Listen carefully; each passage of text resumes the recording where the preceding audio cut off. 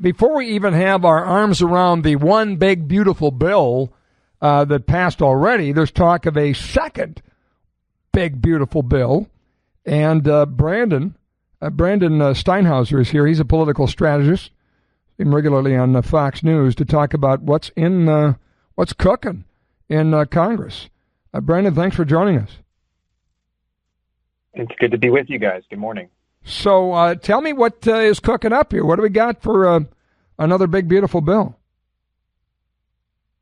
Yeah, well, I think first, you can look at what the president signed into law on July 4th. There was a lot there to work with and to build upon. We had making the tax cuts permanent, the tax cuts from 2017, no taxes on tips and overtime.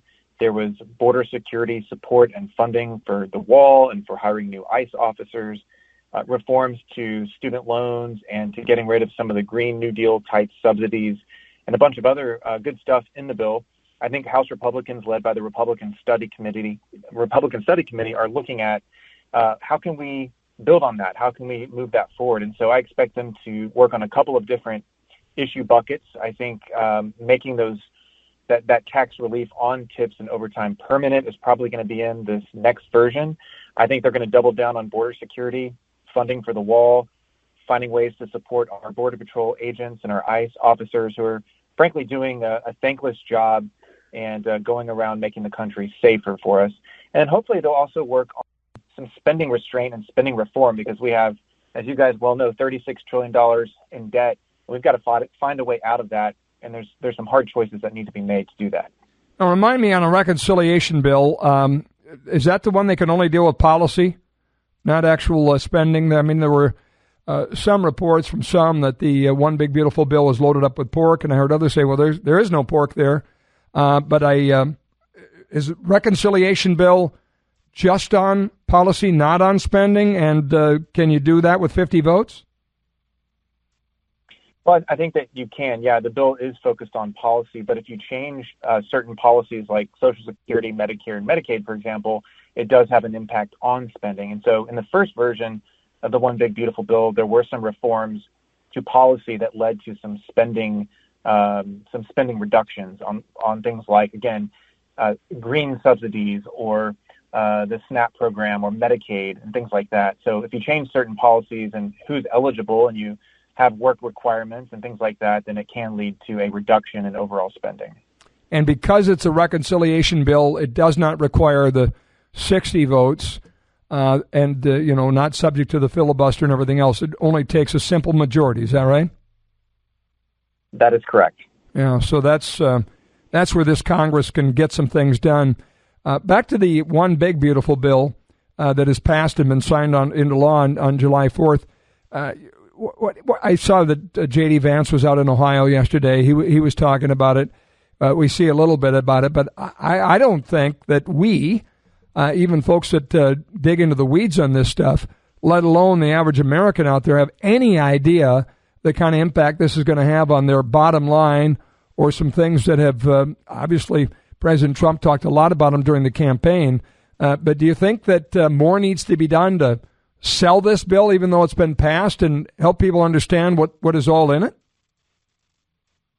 I do. I think that's a great point. I think, look, my background is in strategic communications and messaging as it relates to conservative issues and policy priorities. And if I've learned anything in my 20 years of doing this, you have to repeat the information again and again and again, whether you are an elected official, a candidate, part of the party leadership, or an outside group.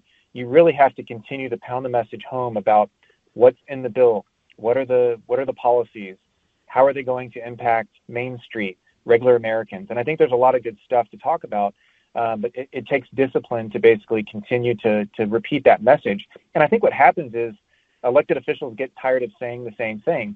They get tired of the same questions from the press and sometimes from outsiders. And so I think, part of our job is to remind them, look, you've got to go do that. You've got to repeat it again and again until you are completely tired of saying it. And then you have to say it again. It's the only way to make the message resonate with folks who are living their lives, paying bills, taking care of their families. You have to repeat it again and again. The regime media is having a bit of a field day related to the president's approval rating and those that approve and disapprove. And if we're to believe, AP or some of these other polls, you got Trump's approval at 40%. Is that an example of people not feeling? First of all, do you believe that with everything going on? By the way, the Democrats are like at 20-something. So it looks like people are just a little frustrated with government in general. But you believe the polling, and is that part of the need to sell this more? It might be, but that is a pretty normal thing, especially for a president who's now in his second term. It's kind of a historic example. We haven't had a two-term president who served non-consecutive terms since Grover Cleveland. And so it's kind of a unique position. But look, Trump is ahead of where he was for much of his first term. I think he was pretty typically around 33 to 35% approval rating. So he's 5 or 6 or 7 points above that. He's obviously facing a media onslaught that is nonstop. They continue to try and change the subject and just attack from every angle. And so I think part of that is just, by virtue of kind of being in his position, again, being a second-term president. In some ways, you could argue that's a pretty strong position when you have not only the left, but you have the media lined up against him. But look, he's not up for re-election again. He is going to just continue to push policies and a message that he believes the American people support and voted him in to focus on. So whether we're talking about tax cuts or border security or other issues, I think you're going to see him double down on trying to get wins for not only the administration, but more importantly, for the American people. S&P at record levels, NASDAQ at record levels, the stock market humming, a whole lot of tax policy, again, just weeks ago that was put in place. So this is going to take some time to get to the bottom line of Americans and see their 401k and their investment accounts doing well and talking to the tax man. And if you're in business and have that 100% depreciation in year one, some of this stuff just going to take time to sink in and actually get to the bottom line of the average American, isn't it? It is, and I fully believe that if we continue to pursue policies that are pro-growth, we could see an economic boom similar to the one we had in the first administration. I work a lot on AI policy, and there's another example of where the president was leading on that. He put out an action plan last week that looks pretty good. It's all about leading in AI, but also mitigating risks. There are a lot of potential downsides there. So trying to find the right balance there. If we get that right with his leadership, I think we could have tremendous impacts and reap the benefits of AI and advanced technology and have the United States continue to lead on that. There's a lot of potential wealth to be created. So I'm very excited about that. Again, I'm concerned about some of the potential downsides economically and from a national security standpoint, but I know that he and his team are working hard to deliver on that. And I think there's other opportunities like that where he sees America as ready to lead and willing to lead. Another one is energy. And I think that we have a lot of opportunity there to continue to unleash American energy because that's going to be critical in the next few years and the decades to come. Yeah, and you've got our former governor, now Secretary of Interior, leading this National Energy Council. Just like there's a National Security Council, there's now a National Energy Council. They declared a national energy emergency. They are pulling out the stops on opening up federal lands to development. So, some news yesterday about some areas that previously had been off limits because the Biden administration obviously was taking things on. So a lot of good to be coming from that. And that's another example where, you don't make those policy changes and instantly have the impact. So that's great. You mentioned the downside of AI economically. What do you mean by that, Brandon? Well, there's a lot of concern out there that AI will replace potentially half of entry-level white-collar jobs in the next few years. So we need to make sure that, if that happens, American workers are protected and that there is an effort to make sure that wealth that is created is fairly distributed, if you will, that people benefit from that.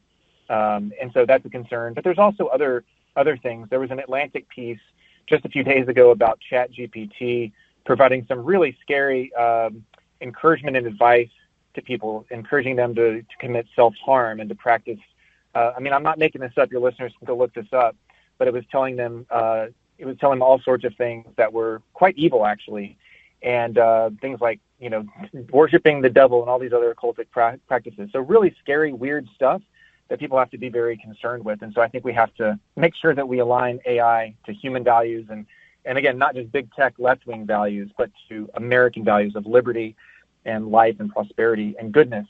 And so there are definitely some concerns there, but I think the president is trying to strike that balance. He's trying to make sure that America leads on AI, but we also put in some safeguards to prevent the worst risks and potential for social harm there. All right, interesting update on a few fronts there. Political strategist Brandon Steinhauser, Strategies partner, and also the CEO of the Alliance for Secure AI. So good wealth of information there. We're going to watch close for that Republican Study Committee to come out with that second one big beautiful bill. Keep this great policy going.